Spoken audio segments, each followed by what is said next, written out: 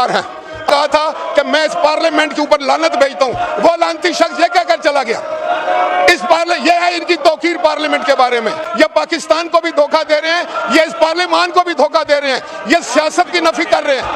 इनके रवैये देखें, ये तो इस काबिल भी नहीं है कि इनको पार्लियामेंट में रहने की गुंजाइश दी जाए, इजाजत दी जाए। मैं पूरी जिम्मेदारी से कहता हूँ, ये कंप्रोमाइज लोग हैं, ये वहां जाकर कोई और बात करते हैं, एस्टैब्लिशमेंट के साथ और बात करते हैं, हमारे साथ और बात करते हैं, और यहाँ खड़े होकर और बात करते हैं। ये पाकिस्तान और इस पार्लियामेंट के ऊपर बदनमा धब्बा है।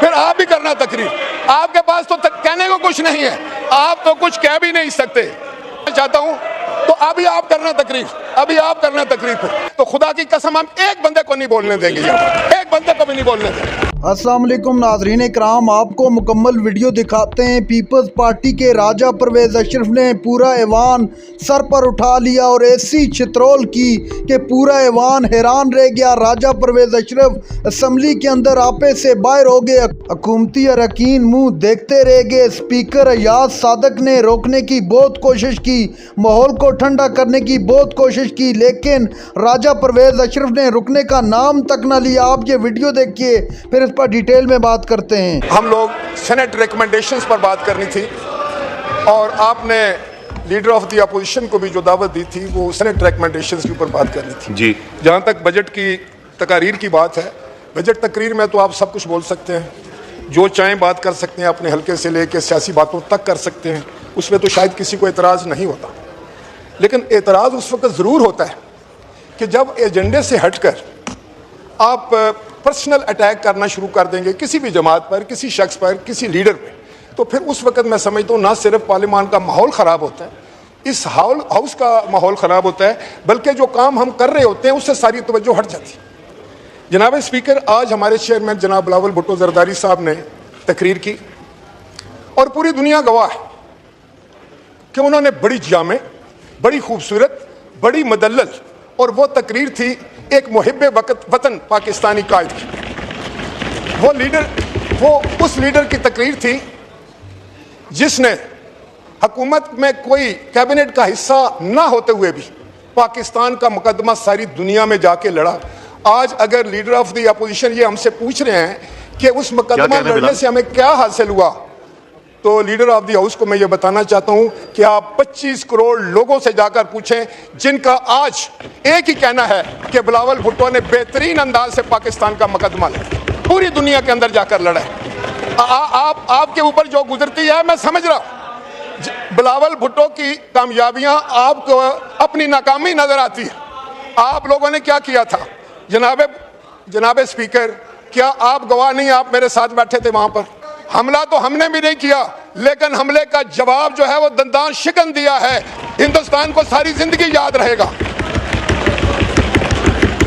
जनाब स्पीकर, आप ये बताएं कि जनाब बिलावल भुट्टो साहब ने कौन सी आपको गाली दी थी, कौन से ज्यादती की थी कि आपने खड़े होकर उनकी स्पीच को इंटरप्ट करना शुरू कर दिया।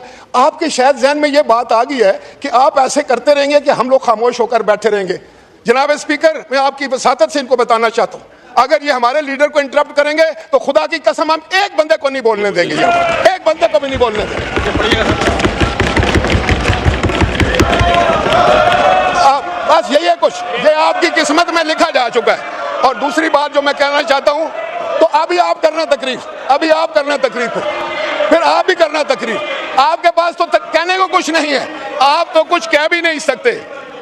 जनाब स्पीकर, मैं ये कहना चाहता हूं, और मैंने हमेशा एक सुलझू का किरदार अदा किया है, लेकिन ये लोग ज़हनी बीमार हो चुके हैं। ये ज़हनी बीमार लोगों का एक टोला है, ये पार्लियामेंटेरियन नहीं है, ये पाकिस्तान और इस पार्लियामेंट के ऊपर बदनमा धब्बा है। आपको याद होगा जनाब स्पीकर के मोची दरवाजे में खड़े हो कहा था कि मैं इस पार्लियामेंट के ऊपर लानत भेजता हूँ, वो लानती शख्स ये कहकर चला गया। ये है इनकी तौकीर पार्लियामेंट के बारे में, ये है जो पार्लियामेंट का बड़ा बदनमा चेहरा है, और ये कुछ भी नहीं कर सकते। ये सब कंप्रोमाइज लोग हैं, मैं पूरी जिम्मेदारी से कहता हूँ, ये कंप्रोमाइज लोग हैं, ये वहां जाकर कोई और बात करते हैं, اسٹیبلشمنٹ کے ساتھ اور بات کرتے ہیں, ہمارے ساتھ اور بات کرتے ہیں, اور یہاں کھڑے ہو کر اور بات کرتے ہیں. سیکیورٹی کونسل کی میٹنگ بلائی گئی. آپ کو یاد ہے کہ آپ وہاں پر موجود تھے. اس وقت کے آرمی چیف نے آ کر بریفنگ دی. غیر ذمہ دار لوگ, ان کے غیر ذمہ دارانہ رویے ہیں. جناب اسپیکر, یہ پاکستان کو بھی دھوکہ دے رہے ہیں, یہ اس پارلیمان کو بھی دھوکہ دے رہے ہیں, یہ سیاست کی نفی کر رہے ہیں. ان کے رویے دیکھیں, یہ پارلیمنٹیرین ہیں. جناب اسپیکر, آج جن لوگوں نے ماں بہن کی گالیاں دی ہیں آپ کے سیکیورٹی سٹاف کو, آپ نے ان کے خلاف کیا ایکشن لیا؟ انہوں نے یہاں, میں سن رہا تھا, انہوں نے جب آپ کے سٹاف کو, جو آپ کا سیکیورٹی سٹاف ہے, اس کو ماں بہن کی گالیاں دی. یہ پارلیمنٹیرین ہیں, یہ ممبر ہیں کہ کیا کسی کو ماں بہن کی, کسی اسمبلی کے ملازم کو ماں بہن کی گالیاں دی جاتی ہیں؟ یہ تو نفسیاتی مریض لوگ ہیں. جی ٹھیک ہے. یہ تو اس قابل بھی نہیں ہے کہ ان کو پارلیمنٹ میں رہنے کی گنجائش دی جائے, اجازت دی جائے. ان لوگوں کو میں آپ ان کو متنبع کرتا ہوں, اگر یہ ایسی بات کریں گے تو یقین کریں, پھر ہم لوگ جانتے ہیں, ہم ان کو اچھی طرح سمجھتے ہیں. یہ مختلف پارٹیوں کے بھگوڑے ہیں, یہ اپنے لوگوں کے بھگوڑے ہیں. یہ وہ لوگ ہیں, ہم آپ کو جانتے ہیں, بھگوڑے. آپ لوگ اپنی پارٹیوں کے بھگوڑے ہیں, آپ لوگ لوٹے ہیں, آپ بے وفا لوگ. قاتلوں کو سوات نہیں بلایا. یہ وہ لوگ ہیں جن کی کوئی جماعت نہیں ہے, جن کا کوئی ایمان نہیں ہے. یہ وہ لوگ ہیں یقینی طور پر. جناب اسپیکر, میں دعوے سے کہتا ہوں, یہ جو بندہ بات کر رہا ہے, اس کے والد نے اس کو بلایا کہ میں مرنے جا رہا ہوں, تم نے پیپلز پارٹی نہیں چھوڑنا. اس نے باپ کی قبر کی مٹی جو تھی وہ خشک نہیں ہوئی, پیپلز پارٹی کو چھوڑ دیا. یہ لوٹے ہیں سارے, ایک ایک بندہ لوٹا. یہ لوٹا, یہ اس کو میں جانتا ہوں, اس کو جانتا ہوں, سب کو میں جانتا ہوں کہ یہ لوٹے ہیں. کوئی آپ جماعت کے بے وفا لوگ ہیں. وفا نام کی چیز نہیں ہے ان میں وفا نام کی چیز نہیں ہے. ارے دشمن ہے, یہ لوٹے ہیں, یہ بے وفا لوگ ہیں, ان میں اتنی سکت ہی نہیں ہے. یہ جھوٹے ہیں, مکار ہیں, شور مچانے والی مشینیں ہیں. جناب اسپیکر, یہ رمپس کرنے والی مشینیں ہیں, یہ شور مچانے والی مشینیں ہیں, یہ پارلیمنٹیرین نہیں ہے. اور اگر یہ آئندہ ایسے ہی کریں گے تو ہم اینٹ کا جواب پتھر سے دیں گے. شکریہ جی.